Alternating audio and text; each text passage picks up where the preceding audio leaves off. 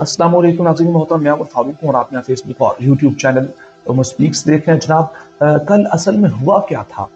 यानी कल 3 बजे से पहले पर्दे के पीछे कौन सी फिल्म चल रही थी कि जैसे ही वो फिल्म पर्दे पर आई तो सारी की सारी कहानी बदल गई, पूरा खेल ही उल्टा हो गया। असल में कल छुरी चलाई किसने, ये बड़ा अहम सवाल है कि वो खुफिया हाथ कौन सा था।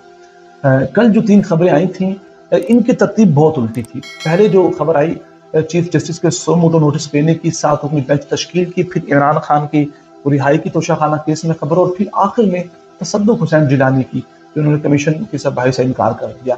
असल में जो पहली खबर थी वो तसद्दुक हुसैन जिलानी की थी, और इस खबर का जो चीफ जस्टिस जनाब उन्होंने सो मोटो नोटिस लिया, जो तश्कील दिया साथ अपनी बेंच, उससे बड़ा गहरा ताल्लुक है। और वजूहात क्या थी कि चीफ जस्टिस को इतना बड़ा यूटर्न लेना पड़ा, हालांकि उससे पहले वो मुलाकात कर चुके थे वज़ीर आज़म शहबाज शरीफ से, कमीशन बन चुका था, सरबराह बन चुका था, मामला चल चुके थे। लेकिन ऐसा क्या हुआ जनाब? उससे पहले मैं बता दूं कि तसद्दुक हुसैन जिलानी ने सबसे पहले ही कमीशन की सरबराही से इनकार कर दिया था। वो अपने एक बड़े करीबी दोस्त से मिले लाहौर के अंदर, बड़े सेंसिबल दोस्त से, उन्होंने समझाया कि जनाब जिलानी साहब, आप इस बेहतरीन रंगन में हाथ मत धोइए, ये बहुत उलझा मामला है, बड़ा पेचीदा मामला है और बड़ा सेंसिटिव संगीन मामला है। जो 6 जजेस इस्लामाबाद हाई कोर्ट के हैं, उन्होंने जो खत लिखा कि कि कमीशन के सरबराही से हाथ खींच लेंगे, लिहाजा उन्होंने सरबराही से इनकार कर दिया। और जब ये देखा, उससे पहले क्या चल रहा था, ये भी अहम तरीन चीज है कि जनाब उन 6 जजेस ने पिटीशन दायर करने की ठान ली थी। ये खबर चीफ जस्टिस तक पहुंची क्योंकि उन 6 जजेस को जब समझ आई कि जनाब ये तो मामला लटकाने की बात की जा रही है और ये उल्टा हमें बुलाकर इन्वेस्टिगेट करेंगे, मिसकंडक्ट के इल्जाम लगाएंगे, तो उन्होंने पिटीशन दायर करने का फैसला किया। पिटीशन का कंटेंट ये था कि जनाब उस पिटीशन में कहा जाना था कि फुल कोर्ट, सुप्रीम कोर्ट का बेंच बनाया जाए और उस बेंच के अंदर जस्टिस मंसूर ना शामिल हो और जस्टिस काजी फाइज ईसा भी शामिल ना हो। लिहाजा दूसरी जानिब वकला की कन्वेंशन, पूरी सियासी तौर पर बहुत दबाव था। फिर उसके बाद बहुत से सहाफ़ी, इनके अपने क्रेडिबल सहाफ़ी उंगलियां उठा रहे थे। हामिद बीर, जनाब वो शाहजेब खानजादा, मुरीद फारूक और दीगर लोग कह चुके थे कि जनाब इससे बड़ा ब्लेंडर कोई नहीं हो सकता। इन्होंने अदलिया को हाथ बांध कर फेंक दिया है सियासतदानों के सामने।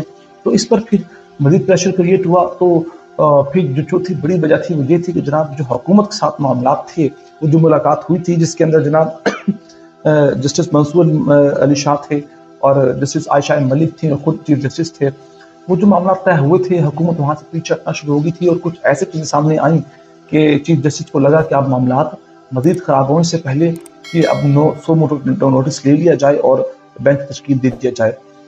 इस सारे मामले के अंदर फिर TOR जो थे वो इतने पावरफुल नहीं थे। ये भी एक 5वीं वजह थी जो शहबाज शरीफ की काबीना ने बनाई थी और खुद तसद्दुक हुसैन जिलानी ने इस पर सवाल उठाया कि जो TOR ये थे कमीशन के, वो तो उससे मुताबिक थे ही नहीं, जो इल्जामात, जो बातें उन 6 जजेस की जानिब से की गई थी। तो इस पर फिर जनाब उन्होंने कहा जनाब इससे पहले कि मामला खराब हो, चुप करके नोटिस ले लो।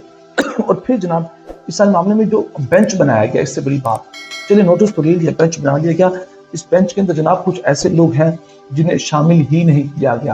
अंदाजा कर लें कि कौन से 7 जजेस हैं जिन्हें इस बेंच में शामिल नहीं किया गया। उनमें जनाब जस्टिस मुनीब अख्तर हैं, वो जिन्होंने फौजी अदालतों से मुतालिक फैसला दिया था कि जो सिविलियन है उनका ट्रायल फौजी अदालतों में वो नहीं हो सकता।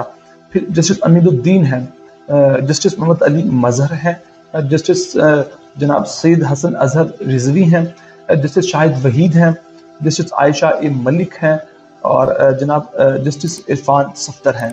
तो इस सारे मामले के अंदर मैंने आपको जो पहले बताया था कि जो 3 लोगों ने मुलाकात की थी शहबाज शरीफ से, उनमें मैंने भी जस्टिस आयशा मलिक का नाम लिया, हालांकि वो गलती से नाम लिया गया मुझसे। उनमें थी जस्टिस मसरत हिलाली थी, जस्टिस आयशा मलिक नहीं थी जो मुलाकात हुई शहबाज शरीफ से जनाब जस्टिस काजी फाइज ईसा के सरबराही में।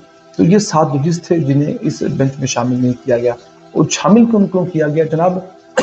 खुद काजी फाइज ईसा साहब हैं, जस्टिस मंसूर अली शाह हैं और मोहतरमा जस्टिस मुशर्रफ हिलाली हैं। ये जनाब ये 3 जजेस हैं जिन्हें शामिल किया गया। और जस्टिस काजी फाइज ईसा और जस्टिस जो है मंसूर अली शाह, खाली अगर जस्टिस काजी फाइज ईसा की बात की जाए तो पाकिस्तान तहरीक इंसाफ के लोग कह चुके हैं कि जनाब हम इन पर कोई किसी किस्म का यकीन नहीं रखते, लिहाजा इन्हें इस मामले के अंदर शामिल मत किया जाए।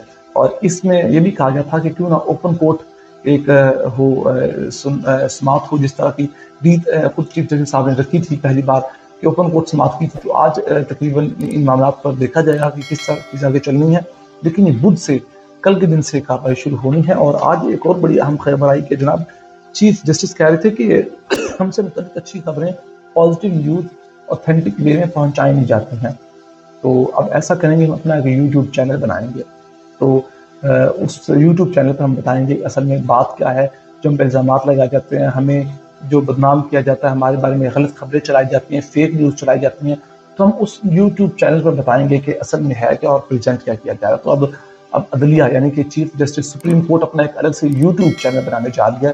یہ ایک الگ ریت ہے، ایک الگ روایت ہے. دیکھتے ہیں روایت کتنی کامیاب ہوتی ہے. اللہ بہت سا خیال رکھے گا، چینل کو ضرور سبسکرائب کیجیے گا. اللہ حافظ.